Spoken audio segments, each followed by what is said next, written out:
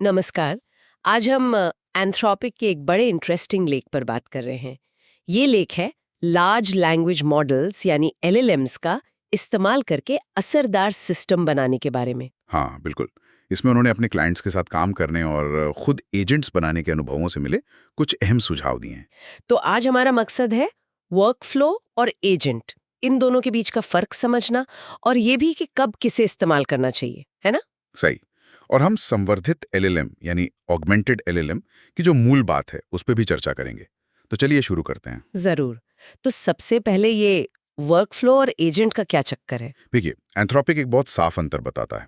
एक तरफ है वर्कफ्लो। ये वो सिस्टम्स हैं जहां एलएलएम और टूल्स मतलब सहायक साधन वो पहले से तय कोड पाथ पर चलते हैं। अच्छा, मतलब उनका रास्ता फिक्स्ड है। हाँ, बिल्कुल। वो प्रिडिक्टेबल होते हैं। आपको पता होता है कि आउटपुट कैसा आएगा, कमोबेश। ठीक है। और एजेंट्स? एजेंट्स जो हैं वो ज़्यादा डायनामिक होते हैं। मतलब यहाँ एलएलएम खुद तय करता है कि उसे क्या करना है, कौन से टूल्स यूज़ करने हैं, कैसे काम पूरा करना है। ओह, तो उनमें ज्यादा आजादी होती है। हाँ, ज़्यादा लचीलापन, फ्लेक्सिबिलिटी कह सकते हैं, लेकिन वो कम प्रिडिक्टेबल भी हो सकते हैं। तो ये एक बड़ा फैसला है, शुरू में तय रास्ता या खुला मैदान। हाँ, एग्जैक्टली। और यहीं पर एंथ्रोपिक की सबसे ज़रूरी सलाह आती है मेरे हिसाब से। वो कहते हैं हमेशा सबसे सरल, सबसे सिंपल सॉल्यूशन से शुरू करें। सिंपल से शुरू करें, क्यों?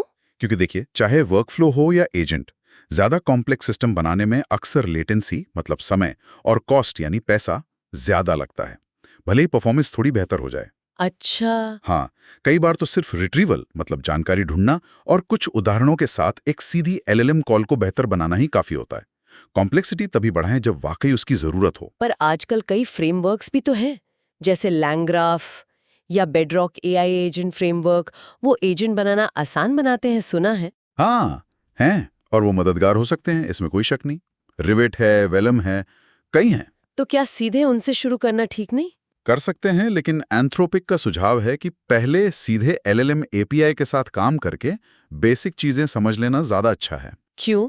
फ्रेमवर्क से काम जल्दी नहीं होगा? हो सकता है, लेकिन कभी-कभी ये फ्रेमवर्क्स थोड़ी एक्स्ट्रा कॉम्प्लेक्सिटी जोड़ देते हैं, या फिर अगर कोई प्रॉब्लम आई तो डीबगिंग मुश्किल हो सकती है। अगर आपको बेसिक्स पता है तो आप इन फ्रेमवर्क्स का भी बेहतर इस्तेमाल कर पाएंगे। ये बात तो सही है।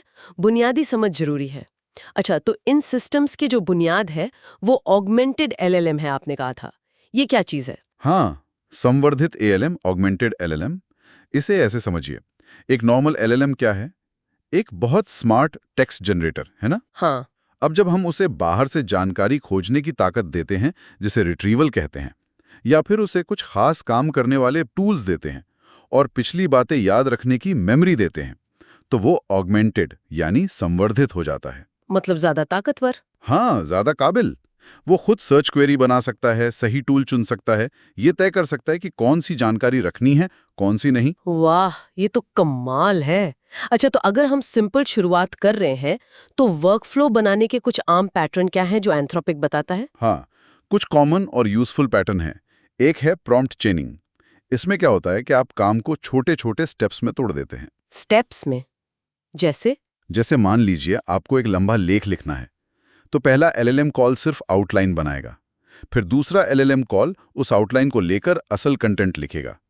हर स्टेप पिछले के आउटपुट पर बनता है। अच्छा, एक के बाद एक, समझ गई। और? दूसरा है रूटिंग। इसमें आप आने वाले इनपुट को क्लासिफाई करते हैं, मतलब पहचानते हैं कि ये किस तरह का है, और फिर उसे सही स्पेशलिस्ट एलएलएम या प्रोसेस के पास भेज देते हैं। उदाहरण? जैसे कस्टमर सर्विस में अगर कोई शिकायत है तो वो एक खास टीम या एलएलएम के पास जाए, अगर सिर्फ पूछताछ है तो वो दूसरी जगह। ठीक है। और भी हैं। हाँ। एक पैटर्न है ऑर्केस्ट्रेटर वॉकर्स। इसमें एक सेंट्रल कह सकते हैं मैनेजर एलएलएम होता है। वो बड़े काम को छोटे छोटे हिस्सों में तोड़ता है और अलग अलग वर्कर एलएलएम को सौंप देता है। अच्छा, काम बांट देता है। हाँ, और फिर वर्कर एलएलएम्स अपना अपना काम करके नतीजा वापस भेजते हैं, और मैनेजर एलएलएम उन सबको जोड़कर फाइनल जवाब तैयार करता है। ये कॉम्प्लेक्स कोडिंग जैसे कामों में बहुत काम आता है। दिलचस्प। और एक और था शायद। हाँ, मूल्यांकक ऑप्टिमाइजर, इवैल्यूएटर ऑप्टिमाइजर। इसमें एक एलएलएम जवाब जनरेट करता है और दूसरा एलएलएम एक परीक्षक की तरह उस जवाब को देखता है, उसका मूल्यांकन करता है और उसे बेहतर बनाने के लिए फीडबैक देता है। अच्छा, मतलब एक बनाता है, दूसरा सुधारता है। जैसे कोई साहित्यिक अनुवाद हो, उसे और अच्छा बनाना? बिल्कुल, अनुवाद को और सटीक और नेचुरल बनाने में मदद मिल सकती है। ये तो हुए वर्कफ्लो के पैटर्न।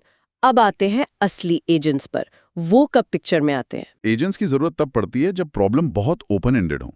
मतलब जब आपको पहले से ठीक ठीक पता ही ना हो कि समाधान तक पहुंचने के लिए कौन कौन से कदम उठाने पड़ेंगे। अच्छा, जब रास्ता पता न हो। हाँ, एजेंट क्या करता है, वो माहौल से मिले फीडबैक के आधार पर, जैसे किसी टूल को इस्तेमाल करने पर क्या नतीजा मिला, उसके बेस पर लूप में काम करता है। वो बार बार टूल्स इस्तेमाल करता है, सीखता है और अपने लक्ष्य की तरफ बढ़ता है।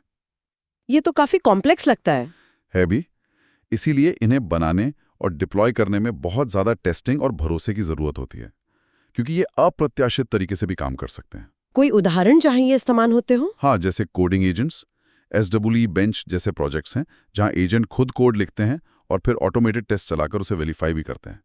या फिर ऐसे एजेंट जो आपके लिए कंप्यूटर पर टास्क कर सकें। मतलब वो खुद ही काम कर लेते हैं? हाँ, ये जो ऑटोनॉमी है, ये बड़े पैमाने पर जटिल काम करने की क्षमता देती है।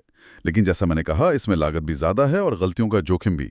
और ग्राहक सहायता में भी इनका जिक्र था। हाँ, कस्टमर सपोर्ट में एजेंट बातचीत के साथ साथ एक्शन भी ले सकते हैं, जैसे टूल का इस्तेमाल करके रिफंड इशू करना, या coding agent automatically bug fix करके दे सकते हैं। तो इतनी सारी बातों का निचोड़ क्या निकालें? सबसे जरूरी संदेश क्या है? मेरे ख्याल से सबसे जरूरी संदेश है, सिंप्लिसिटी से शुरू करें। Start simple. हाँ, ये बात बार बार आई है। बिल्कुल, वर्कफ्लो या एजेंट जैसी कॉम्प्लेक्स चीजें तभी लाएं जब ये साफ हो कि इनसे नतीजे वाकई बेहतर हो रहे हैं और वो एक्स्ट्रा कॉस्ट और लेटेंसी जायज है। और दूसरी अहम बात है ट्रांसपेरेंसी। ये बहुत जरूरी है कि आप देख सकें कि एजेंट क्या करने की सोच रहा है, उसकी प्लानिंग क्या है, ताकि भरोसा बना रहे। सही। और तीसरी और शायद सबसे महत्वपूर्ण बात, आपके टूल्स वो अच्छी तरह से डिजाइन किए गए हों, उनका डॉक्यूमेंटेशन एकदम साफ हो और उनकी खूब टेस्टिंग हुई हो। तो 3 सिद्धांत हो गए: सरलता, पारदर्शिता और बेहतरीन टूल्स। एकदम सही। फ्रेमवर्क शुरुआत में मदद कर सकते हैं, इसमें कोई दो राय नहीं, लेकिन जब आप प्रोडक्शन में जा रहे हो तो अक्सर इन एब्स्ट्रैक्शन की लेयर्स को कम करके सीधे कोर कंपोनेंट्स के साथ काम करने से ज्यादा कंट्रोल और बेहतर परफॉर्मेंस मिल सकती है। ये सब सुन के एक सवाल मन में आता है। हाँ, पूछे। अगर एक एजेंट की क्वालिटी इस बात पर इतनी निर्भर करती है कि उसके टूल्स, मतलब वो एजेंट कंप्यूटर इंटरफेस ACI, कितने अच्छे बने हैं, हाँ, ये बिल्कुल सही है। तो इसका मतलब भविष्य के डेवलपर्स के लिए जरूरी स्किल्स पर क्या असर पड़ेगा? क्या अब AI मॉडल बनाने से ज्यादा जरूरी AI के साथ काम करने के लिए इन बेहतरीन टूल इंटरफेस को डिजाइन करना हो जाएगा? ये बहुत अच्छा सवाल है और एंथ्रोपिक का लेख भी इसी तरफ इशारा करता है। ऐसा लगता है कि भविष्य में सिर्फ मॉडल बनाना ही काफ़ी नहीं होगा। उन मॉडल्स को बाहरी दुनिया से, टूल्स से, डेटा से जोड़ने वाले इंटरफेस बनाना, ये एक बहुत बड़ा और ज़रूरी काम होने वाला है। मतलब मॉडल ट्यूनिंग से ज्यादा मेहनत शायद इंटरफेस डिजाइनिंग पर लगे। हो सकता है।